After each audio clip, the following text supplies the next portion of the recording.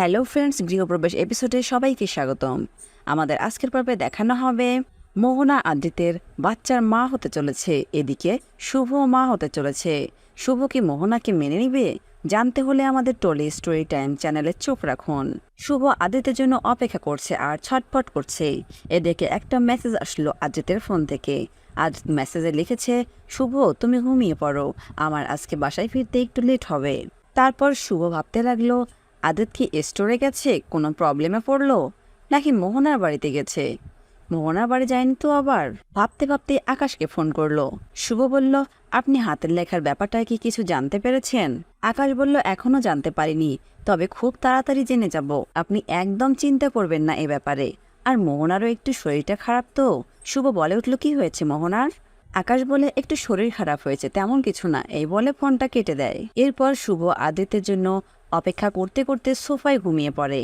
পরদিন সকালে আদিত্য ফিরে আসলে শুভ আদিত্যকে দেখে বলে, তুমি সারা রাত অফিসের কাজে ব্যস্ত ছিলে, এ কি তুমি তো ভিজে গেছো।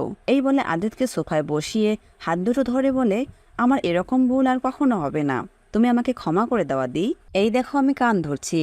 তখনই আদিত্য শুভকে জড়িয়ে ধরে আর শুভ বলে, এই পৃথিবীর সমস্ত মানুষের থেকে আমি তোমায় বেশি ভালোবাসি। এরপর শুভ সবার সাথে ব্রেকফাস্ট করতে আসে। পাশ থেকে আদিত্যের ঠাম্মি বলে, এই শুভ, তুই যে সারপ্রাইজ দেওয়ার কথা বলছিলি সেটা কি এখনই দিবি, নাকি কয়েক মাস পর সবাই যখন জেনে যাবে তখন দিবি? তখন শুভ লজ্জায় লাল হয়ে যায়। তারপর সেই কথা সবাই বুঝতে না পারলে আদিত্যের ঠাম্মি বলে, আমাদের শুভ আবারও মা হতে চলেছে। এই কথা শুনে সবাই খুশি হয়ে যায় আর শুভ সেখান থেকেও পড়ে চলে যায়। সেবন্তী বলে, এত খুশি কিসের, এত চিল্লাচিল্লি কেন, আর শুভ এভাবে উপরে চলে গেল কেন? তখন রঞ্জনী বলল, তুমি আবার ঠাম্মি হতে চলেছ। তখন সেবন্তী বলল, শুভ এই খুশির সংবাদটা আমাকে নিজের মুখে বলল না কেন? আমি সবার পরে জানলাম, এই আমাকে ও মা বলে। পাশ থেকে পুরবী মিষ্টি নিয়ে এসে বলে, এসব কথা এখন ছাড়ো, আগে মিষ্টি মুখ করো। ওদিকে আদিত্য বাচ্চাদের সব জিনিসপত্র হাতে নিলে একটা বাবা বাবা আওয়াজ শুনতে পায় আর সবকিছু ছুঁড়ে ফেলে দেয়। ঠিক তখনই শুভ রুমে এসে বলে, তুমি কি কোনো কারণে টেন্স বাচ্চার বিষয়টা নিয়ে? তখন আদিত্য বলল, তুমি কি করে জানলে?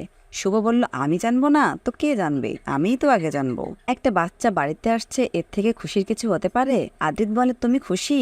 শুভ বলে, তুমি খুশি হওনি আদি? তখন আদিত্য বলে, শুভ তুমি সব জেনেও কিভাবে এত স্বাভাবিক থাকতে পারছো? আদিত্যের এই কথাটা শুনে শুভ চমকে গেল। তো বন্ধুরা, শুভ কি তার খুশির সংবাদটা আদিত্যকে জানাতে পারবে?